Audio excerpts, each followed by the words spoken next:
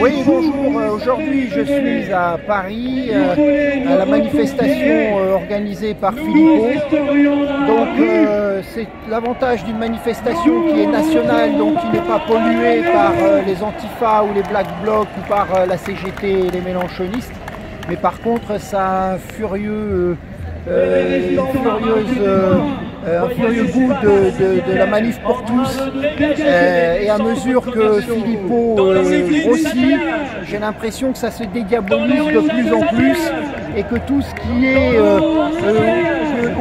est ou peut être identifié aux nationalistes ou à la dissidence, eh bien, doit se tenir à carreau parce qu'il a embauché une ligue africaine. Tout son service d'ordre, eh bien, sont des Africains bodybuildés. En dehors de ça, donc, je disais la semaine dernière qu'on était à la croisée des chemins. Et nous y sommes, la rentrée s'est déroulée et dans les collèges et les lycées donc, ont été distribués aux parents des papiers leur demandant d'autoriser la vaccination de leurs enfants. Alors j'ai bien lu ces papiers. La vaccination, bien évidemment, n'est pas obligatoire, il faut le dire aux parents, ne vous laissez pas impressionner. La vaccination n'est pas obligatoire et vous regarderez, il y a un questionnaire de santé de l'enfant et dans ce questionnaire de santé, il est demandé si l'enfant a des problèmes de globules blancs et de coagulation du sang. Preuve qu'il y a réellement un problème physiologique et des effets secondaires très négatifs avec ces vaccins. Donc ne vous laissez pas impressionner, refusez la vaccination obligatoire, la vaccination des enfants.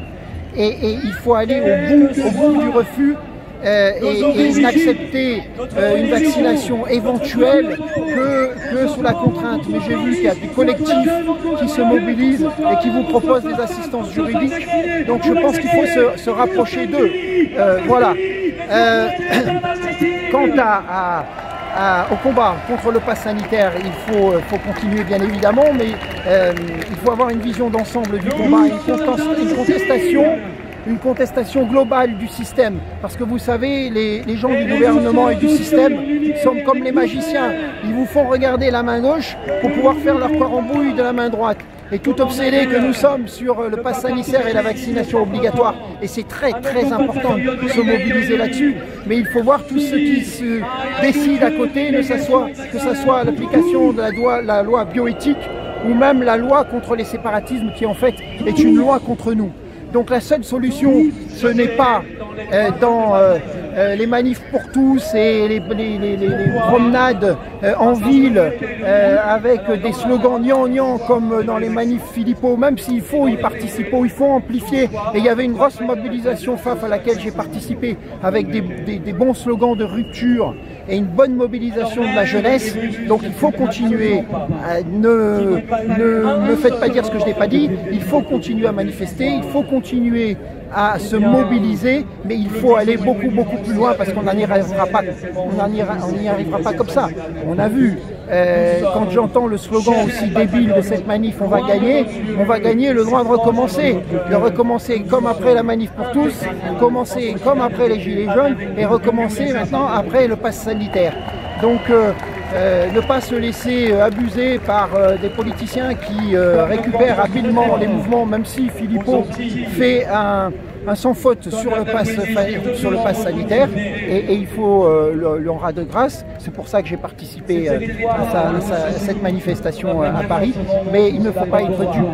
Et la seule solution, c'est la révolution nationale, c'est de constituer une minorité révolutionnaire. Donc rapprochez-vous des nationalistes, soutenez les nationalistes, c'est très important, parce que nous allons au-devant d'événements très importants.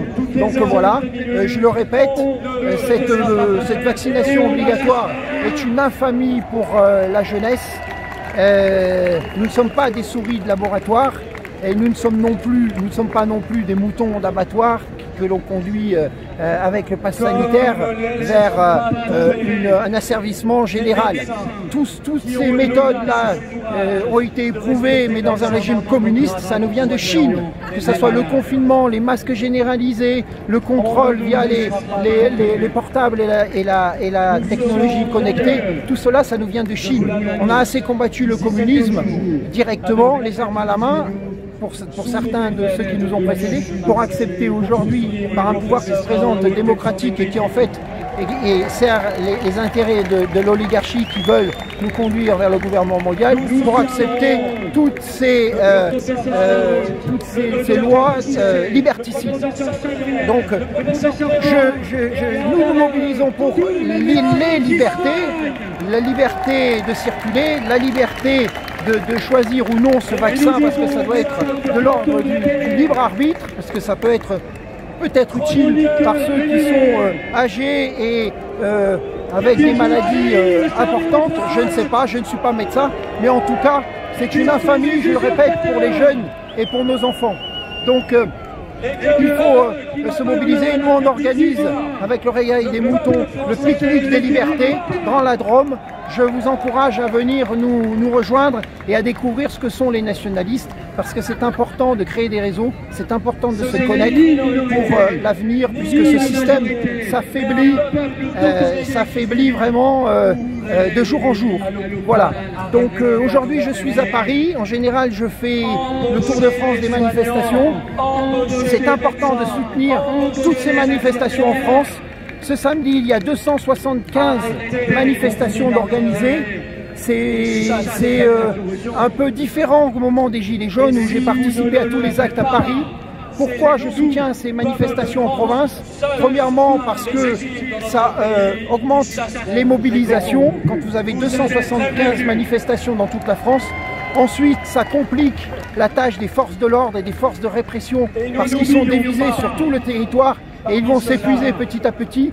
Et puis aussi, c'est important, avec toutes ces nombreuses manifestations, le pouvoir ne peut pas nous envoyer ces chiens de garde que sont les antifas, les black blocs ou les policiers infiltrés ou ces casseurs de banlieue pour casser le mouvement. Il n'a pas la force, l'organisation et le maillage pour le faire dans toutes les manifestations. Donc c'est important de continuer à se mobiliser comme on se mobilise en province, comme le font les nationalistes sur tout le territoire. Et je vous dis, il faut ne baisser pas les bras.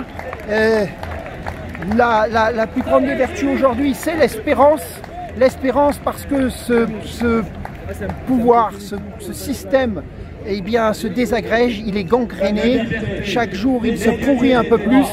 Et parce que la réaction est importante, croyez-moi, je vois encore une des manifestations parisiennes, celle de Philippot. La manifestation est très très importante. Je vois la jeunesse aussi, FAF, qui s'est mobilisée derrière les Zouaves. C'était une belle mobilisation, bien radicale. C'est ce qu'il faut pour durcir un peu ces manifestations gnangnan et à quoi s'attendre avec Philippot et ses millions. Donc voilà, je vous dis en avant la victoire, maître chez nous.